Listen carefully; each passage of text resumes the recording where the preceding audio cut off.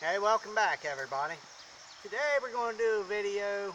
This is on our friction fire series here.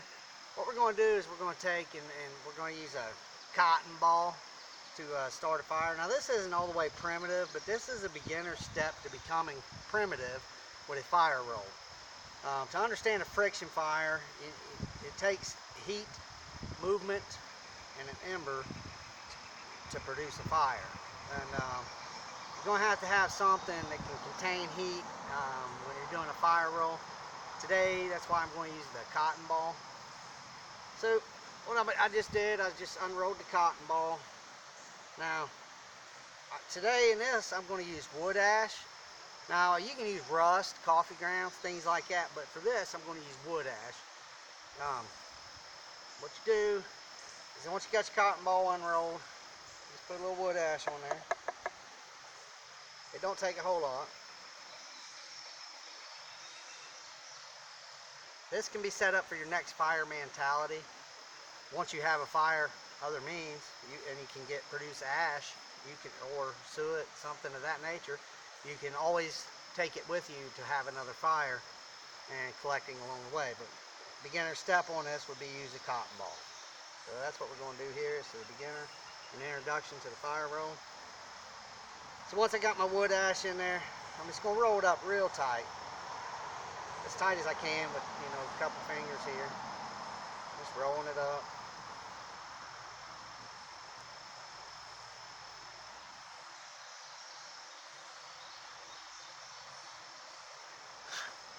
Okay, so you'll end up with something like that. Next step I would do is take and just kind of roll it a couple times.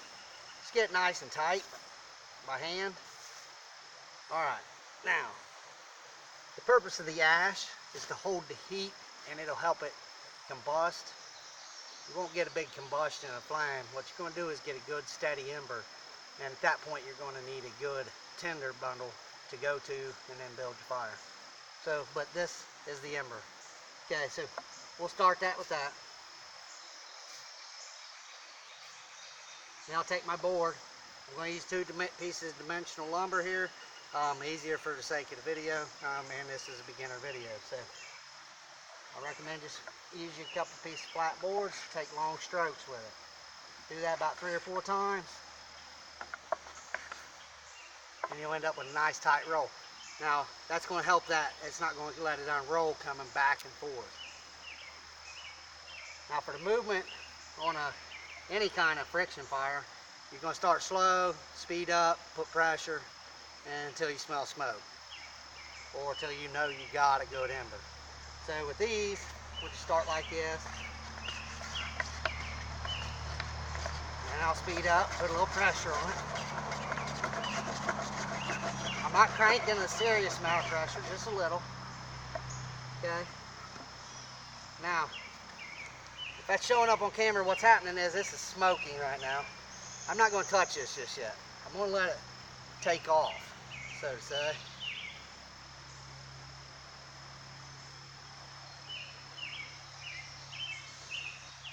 I'll bring this over to the camera so you can see the ember.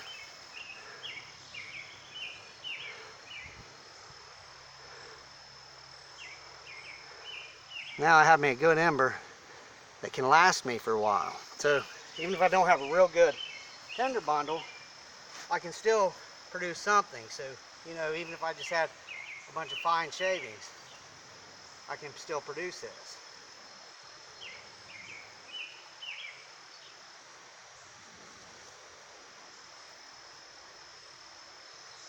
You don't want to suffocate it. You want a good airflow to it.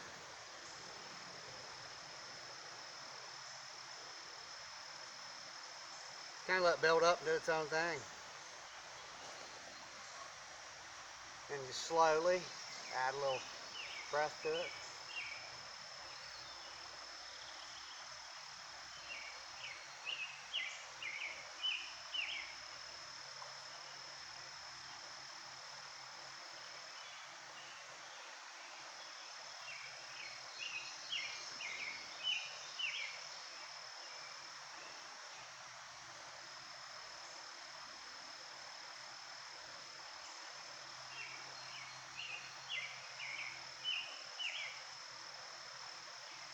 See, I didn't have to have a special bird's nest or nothing like that using the cotton ball.